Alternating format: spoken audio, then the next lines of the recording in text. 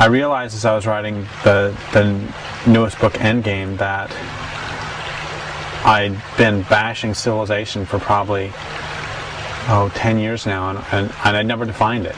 I didn't know what I was talking about, and so I define it in that book as a way of life characterized by the growth of cities, and that definition is defensible both linguistically and historically.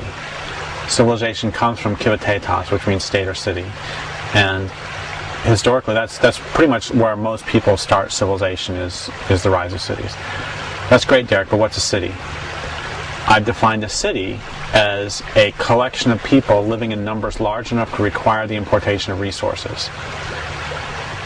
And what that means is the Taloa, on whose land we are now, were not civilized because they didn't require the importation of resources. They didn't live in cities. They lived in camps, villages, and so on.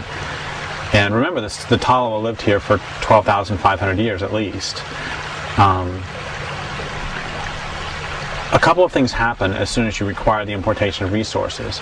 One is that your way of living can never be sustainable, because if you require the importation of resources, what that means is you've denuded the landscape of that particular resource, and as your city grows, you will denude an ever larger area, because by definition you're requiring the importation, which means it's not there. And once again, that means that systematically, that means that functionally, your way of life can never be sustainable. We can talk all we want, but it won't last. New York won't last, because New York City won't last because it requires the importation of resources. The other thing it means is that your way of life must be based on violence, because if you require the importation of resources, what that means is that trade will never be sufficiently reliable, because if you require the importation of resources and you need a particular resource that you are going to try to trade the next village over for, but they won't give it to you, you'll take it because you require it. It's not some resource you want. It's not, trading shells for buffalo robes.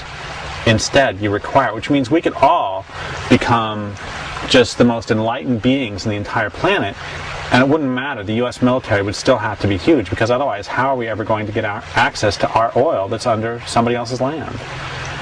And so that's on a functional level. That's why it's not redeemable on a functional level, which I think for current purposes is really, we can talk psychologically and socially about why it is too, but I think for the current purposes that's actually the most important reason, is because psychologically and socially are really important, but once again, it doesn't matter. You could have this huge transformation of the heart, and if you still require the importation of resources,